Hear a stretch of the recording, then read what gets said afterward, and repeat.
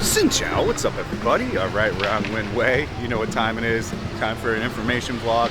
We're going to talk about the economy and inflation and if Vietnamese are actually getting worried about these things. Before we jump into it, if you did like this video, I'd kindly appreciate it if you subscribe to the channel. That is the best way to help me. If not, no worries. We just hit 23,000 subscribers. Thank you everybody. Also, half the YouTube content is now going to be available on Patreon. You can sign up for as little as $5 a month, which is 16 cents a day. I highly recommend you go check it out. So let's get into it. All right, let's get away from the music. I'm walking home as I just had some meetings, some very good meetings, some tremendous meetings. So, current inflation is at about 3%. They're trying to target a 4.5% inflation for this year, but they're not thinking that they're going to reach this figure. I think what's going to happen is going to be more around 5%, which doesn't sound like a lot, but it is. It's starting to become a lot. Now, still, for the most part, things are really cheap here, so like that's not necessarily that big of a deal when a banh mi goes up a little bit in price or a bowl of pho. The other concerning things that are happening is they're raising electricity this year, and they're going to raise petrol prices some more as well. So these are two crucial things in Vietnam. Petrol especially because, as you know, everybody drives around on a motorbike here. And even that still is nothing compared really to like the West, because we drive cars out there, so we're filling up entire tanks of gas. You know, here it's a liter or 2 liters. It's a lot smaller quantity of filling up the gas tank here. So, oh, one of these broke. I've never seen one of these broke. How did somebody break this? I bet you they broke it during the flower festival. Would be my guess. So, it's definitely a disconcerting thing for Vietnamese, and there's definitely worry. I've talked about this before, but even more so this year, I think it just jumped up like 20%. Vietnamese are very much so finding second and third options of income. And believe it or not, like the largest gain in sector of investing, the largest gain of sector of more incomes is investing in the stock market here, which the stock market here is not like in America. It's a bit more risky here. It has ups and downs and highs. It can be really flat one week and really good the next week. So it all kind of just depends on what's going on. Photo time. Probably got a thumbnail out of that, sneaked one out. Nothing wrong with that. So it's definitely a problem. We'll go this way because everybody always requests to go new ways and see more things. The one guy that used to live around here when he was a kid, we'll go show all this for him. So like the main thing is are relying on more than one source of income as inflation and economic slowdown become top concerns, the survey found. So why would there be an economic slowdown? Well, we can get into detail about that. The reason why there could be an economic slowdown is because unlike Thailand and unlike like Bali and some other countries, Vietnam is not making the most of their GDP from tourism. They're making it from producing products, manufacturing. And as we know, the economy is not the best in America right now, nor are other high consuming countries. I mean, look at how bad China's is. How long is that going to take to recover?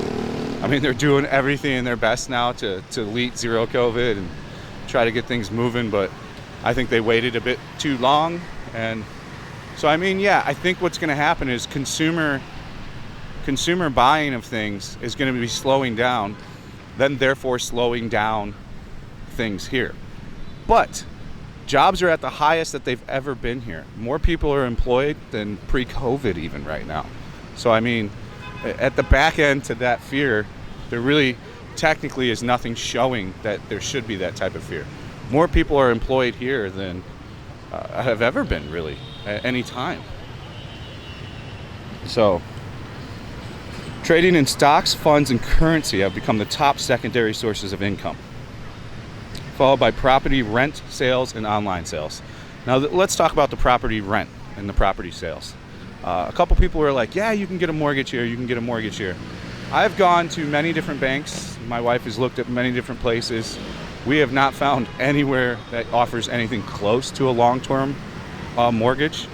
You can get a loan. I have all the paperwork for a couple of places where they offer all the stuff, so I'll do an in-depth video about that, but we have not found anywhere that's going to loan you money for 20 years and let you pay it back, or even 10 years, or even 5 years. I think we found a place that was 2 years, and they want a serious chunk of money up front, and then they want large chunks of the loan paid back at certain amounts of time. So people that are able to buy usually buy in cash or through these short-term mortgages that are, like I was saying, are 6 months to a year, and then they have to come up with the money. And the way that they come up with this money usually is they get the family involved, you know. I just sat down with a buddy that had a girlfriend. She went in on an apartment somewhere, I forget where, but she had to end up pulling in her last percentage, like the 70% due, by pulling it all from the family. So now she owes everybody in her family money. So then their hope is that they can rent these places out for a really good amount and make the money back. From what I've seen, it takes a long time to get your money back on these things. So let's give Vinholm's Golden River an example. You know, $500,000 for a 2-bedroom, rented out at $1,000 a month. I mean, that's not paying for itself for a very long time. Imagine if you did a 20, 30-year mortgage on that. That is not going to get paid off. You're not going to see a return of money forever. So I don't think there's a lot of math getting involved. There's just more like, I want to do this, I want to buy this, I'm going to make all this money. And unfortunately, that's just not the case. It's going to take a long time to get an ROI on that type of deal. The dreaded speakers. At least it's not loud. I can handle this. We can get away from it pretty quickly. I do not think that they're going to have a problem with their economy this year. I think they're going to see more and more tourism. I think China is just going to come in droves. You know, the Chinese people love to come to Vietnam. This is no secret. You know, 70% of international tourism for 3 years leading up to COVID was dominated by the Chinese. So, and they're the type of people that are going to rent at a 5-star, 4-star, take a $1,000 tour, you know. They're the ones that are going to kind of drop some money here. As far as the visa situation, I don't know, guys. You know, there's no talks of it in the news. We just did the video on the update of it because people ask me that question the most. Because somehow I've become like the visa information guy for Vietnam on my YouTube channel, which is fine. I don't mind that. But I don't know. I don't think there's going to be a change in visa anytime soon from what indicatings are said. There's a lot of growlings, but like, you know, we've got a temporary prime minister right now. And I don't necessarily think her focus is getting you guys a 90-day visa so you can stay here longer, if you catch my drift. And I'm just giving you honest thoughts and my honest opinion. I'm not an expert in any of this stuff. I've just lived here a while, and I'm pretty involved in like the back end of, not even the back end, just like kind of the politics and how things operate here. I find it very interesting.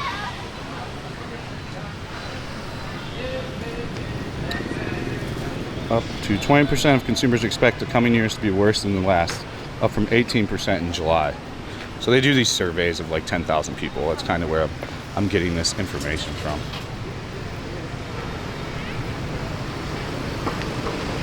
Consumer confidence measured amongst 16 spending categories has dropped from 63 points to 57 points.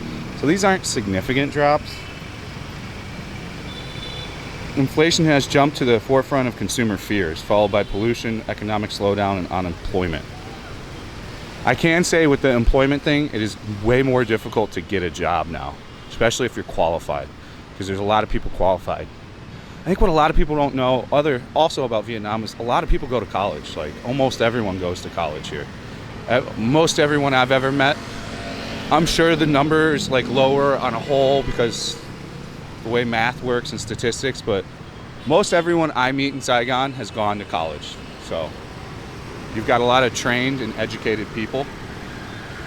And a lot of people, if their family had any kind of money, they actually went and trained abroad. at a college. Hello.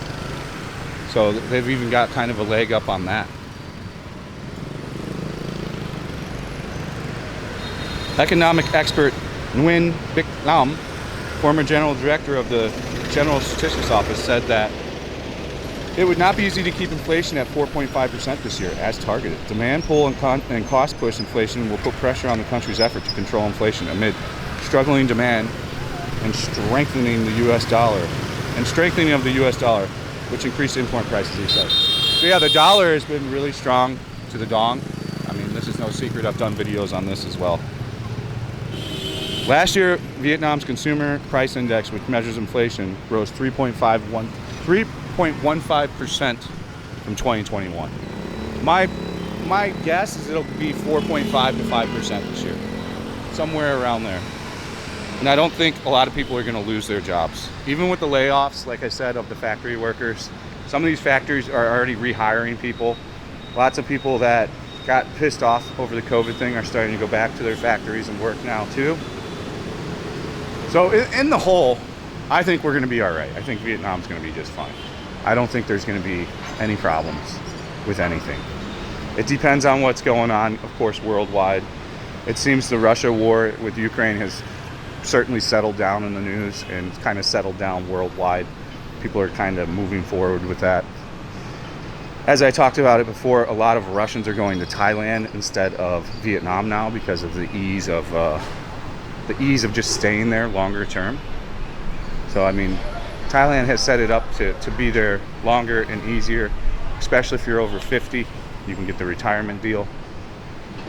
I really think it's kind of a shame that Vietnam hasn't kind of said, let's do the same thing. Let's offer a retirement visa.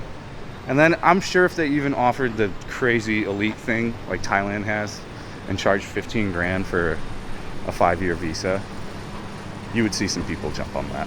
I would think there's a market for that too. I guess the Thai elite system's crushing right now, according to my friend that has his Thai elite. He's like, a lot of people are getting it. And they're setting it up even more advantageous to people that sign up for it. So it kind of makes sense that that's taking off over there. I think, personally for me, $17,000 I think is what the Thai thing is with the money conversion right now. USD for a 5-year visa in Thailand. For me, there's just, I don't know. I would have to have so much extra money to make that okay in my head. I would have to be making, I don't know, $1 million a year after taxes to consider that as a viable solution. But I don't think, it doesn't look like anytime soon Vietnam's changing its mind. Which is not what I want to be saying. But again, we've gone through this before, pre-COVID and during COVID. They could change at any time, you know. Heck, they let people stay here for like a year plus if they came at a magical time during COVID without having to do anything, which was wild. Like, you had so many expats that were just being here because you could. She cute. But I think that's really kind of all we need to talk about. I don't want to fluff it. I don't want to add more than what needs to be to it. Again, if you found the video interesting and you have anything to add or say, drop it in the comment section. Let's get a conversation going in there. That's always the best thing to do. So that is the video. We've walked a different path. Nobody can cry and say, where are you there? And we've talked about this so many times. Like, 98% of people that do information videos are sitting on a couch with a microphone in their hand. Do you want to look at me on a couch or do you want to walk around? That's up to you. But I think most people would rather see Win Way, even if it's the same spot.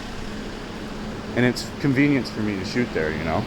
I put out too much content to like be traveling to different areas to go walk around and shoot that information thing for you. Like, sure, if I did a video a week like most YouTubers, or two, I'm totally with you. It should be a different location every time. But that's just not the situation. You know, on average, I usually put 10 to 14 videos out a week. So, you know, I'm different. All right, guys, thank you for watching. Stay frosty. See you on the next one. Peace out.